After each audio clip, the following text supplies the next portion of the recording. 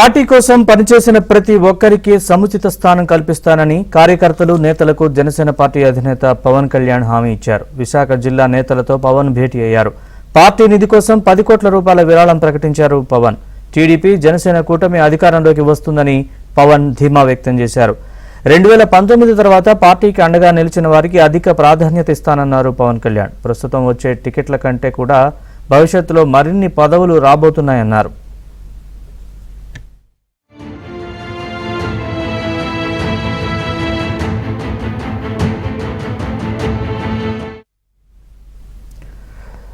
ఉమ్మడి విశాఖ జిల్లా నేతలతో పవన్ కళ్యాణ్ నిర్వహించిన సమావేశానికి సంబంధించిన పూర్తి అప్డేట్స్ మా ప్రతినిధి నాయుడుని అడిగి తెలుసుకుందాం. నాయుడు, చెప్పండి.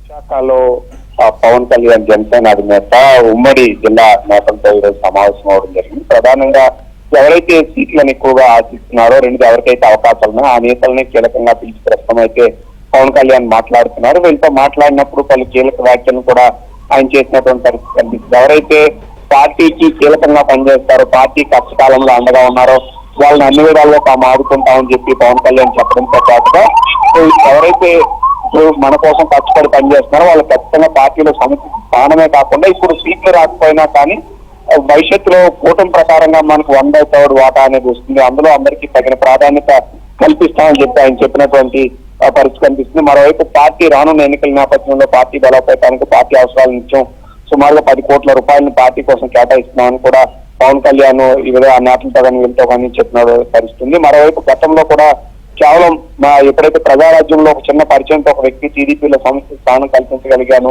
2 సార్లు అవకాశం కల్పించాను, అలాంటి పార్టీ కోసం ఖచ్చితంగా మిమ్మల్ని నేను ఎలా వదిలేస్తాను అనుకున్నాను, ప్రతి ఒక్కరు కూడా సముచిత స్థానం అనేది ఖచ్చితంగా ఉంటుందని చెప్పి నేతలతో చెప్పినటువంటి పరిస్థితి. అయితే ఖచ్చితంగా ఎందుకంటే పొత్తు విషయంలో కొన్ని ఇబ్బందులు ఉంటాయి, కొన్ని కష్టాలు ఉంటాయి, అన్నింటికి దిగమింగి ఖచ్చితంగా మనం గెలిపే లక్ష్యంగా పనిచేయాల్సినటువంటి అవసరం ఉంది. ఇక్కడ వ్యక్తుల ప్రాధాన్యం కాదు, సో రాష్ట్ర అభివృద్ధి, రాష్ట్రాన్ని కాపాడుకోవాల్సిన అవసరం ఉంది. కాబట్టి ఖచ్చితంగా ప్రతి ఒక్కరు కూడా రాష్ట్ర అభివృద్ధి కోసం కష్టపడాలి. పొత్తు అనేది ఏంటంటే ఈ రోజు పొత్తులో ఇబ్బందులు ఉన్నప్పుడు కూడా కొంత సెర్చ్ చేసుకోవాల్సినటువంటి అవసరం ఉంది. సో వ్యక్తి ప్రాధాన్యత కాకుండా వ్యవస్థ ప్రాధాన్యతగానే మనం పనిచేయాలని చెప్పి నేతలకు వీళ్ళందరికీ కూడా దిశానిర్దేశం చేసినట్టు మనకు తెలుస్తుంది. ఇప్పటికే కొంతమంది నేతలతో మాట్లాడి అయితే నేతలందరితో కూడా 1-to-1, ఎందుకంటే చాలా మంది టికెట్లు ఆశించిన వాళ్ళు, అవకాశాలు పంపిస్తున్న వాళ్ళు ఉన్నారు. సో వాళ్ళందరితో కూడా ఎలాంటి అవకాశాలు కల్పిస్తారు, ఏం చేస్తారు, వాళ్ళ పార్టీకి ఏం పనిచేయాలనే విషయాలను కూడా ఇండివిజువల్ గా, ఎందుకంటే నేను అందరితో కలిసి సమావేశం అవడం జరిగింది. ఈ రోజు 1-to-1 కేవలం పవన్ కళ్యాణ్ ఎవరైతే సంబంధించిన వ్యక్తులు ఉన్నారో లేకపోతే ఆశిస్తున్నటువంటి నేతలు ఉన్నారో వాళ్ళతో నేరుగా మాట్లాడుతున్నటువంటి పరిస్థితి అయితే మనకి కనిపిస్తుంది.